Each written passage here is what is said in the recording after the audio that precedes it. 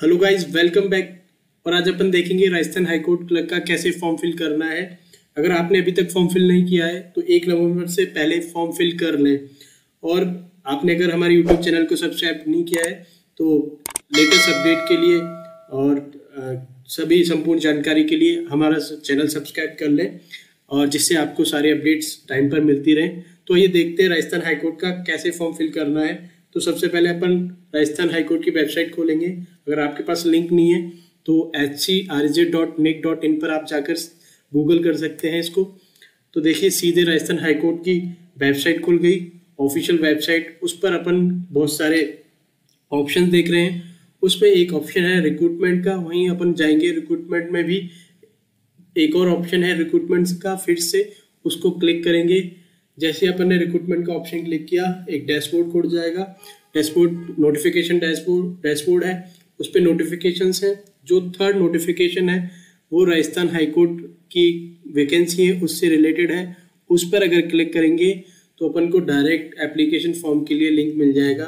यहाँ पर लिखा हुआ है ऑनलाइन एप्लीकेशन पोर्टल, और इसमें ही आपको यहाँ पर पूरा जो नोटिफिकेशन है वो मिल जाएगा, और कैसे अप्लाई करना है वो उसके लिए आपको PDF वर्जन भी मिल जाएगा। तो आइए अपन देखते हैं ऑनलाइन एप्लीकेशन पोर्टल पर जाकर और सीधे फॉर्म फिल करने की प्रक्रिया शुरू करते हैं। जैसे अपन ने ऑनलाइन पोर्टल पर क्लिक किया, अपन ने देखा नई वॉल खुली है। उसमें देखा है कि न्यू यूज़र और ऑलरेडी रजिस्टर्ड के लिए 2 ऑप्शन है। अगर आपने रजिस्टर्ड नहीं किया है तो कोई बात नहीं, अपन रजिस्टर भी कर लेंगे। देखिए, रजिस्ट्रेशन करने से पहले इसमें कुछ आपको जानकारी फिलअप करनी होगी। तो एप्लीकेंट नेम, फादर्स नेम और मदर्स नेम के लिए आप अपनी जो इन्फॉर्मेशन है वो फिल करेंगे। ये इन्फॉर्मेशन एडिटेबल नहीं है, तो ध्यान रखें।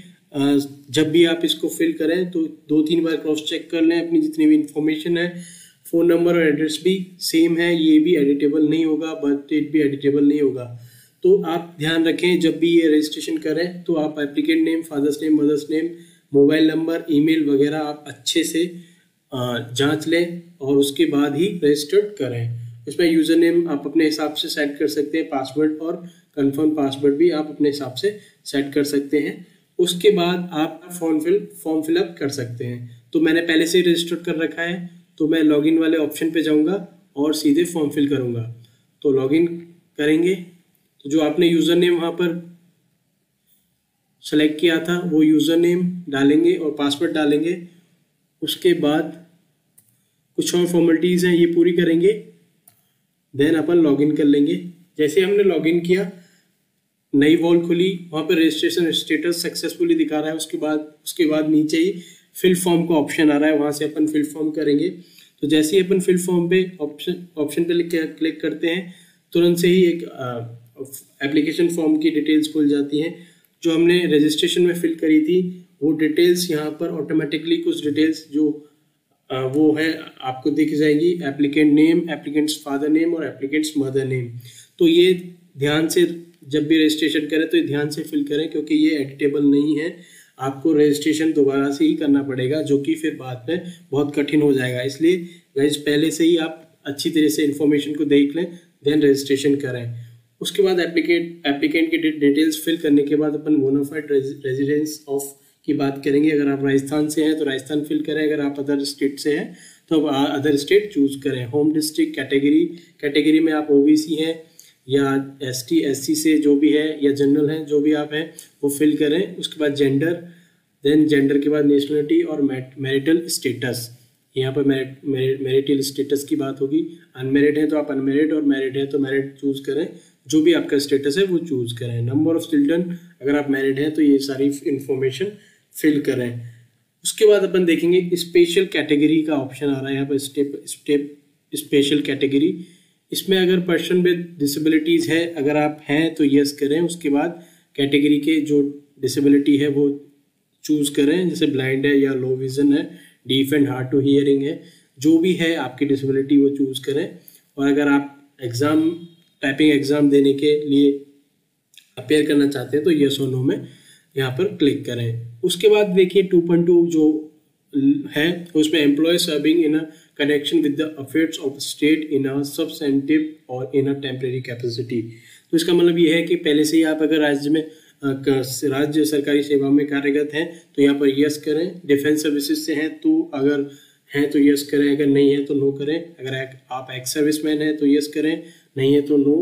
ऐसे ही ये सारी डिटेल्स फिल हो जाएंगी। उसके बाद डेट ऑफ बर्थ, वही डेट ऑफ बर्थ रजिस्ट्रेशन से ही आएगी, तो कृपया करके इसको ध्यान से फिल करें रजिस्ट्रेशन के टाइम पे, क्योंकि फिर से रजिस्ट्रेशन करने में आपको दिक्कत आएगी।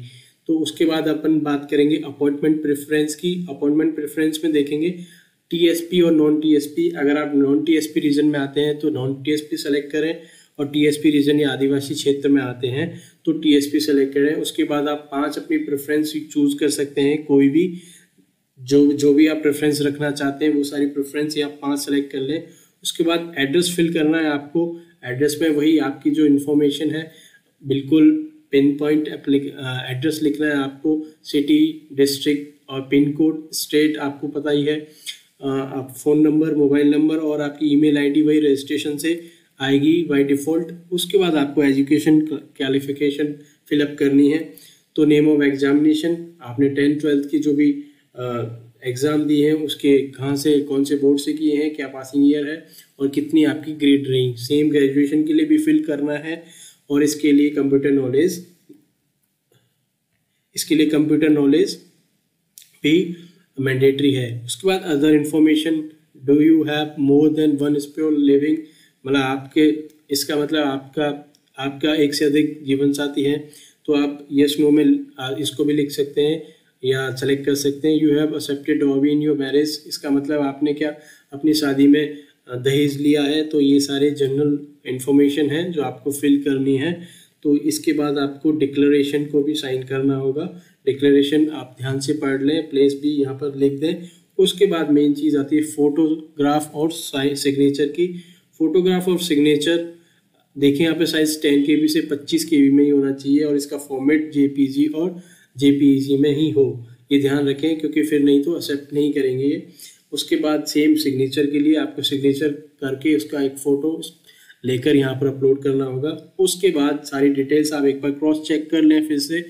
फिर से क्रॉस चेक करने के बाद आप ये सारी चीज़ें सबमिट कर दें और मेक पेमेंट के ऑप्शन से पेमेंट कर दें। ये तो रही हमारी फॉर्म फिल करने की बात।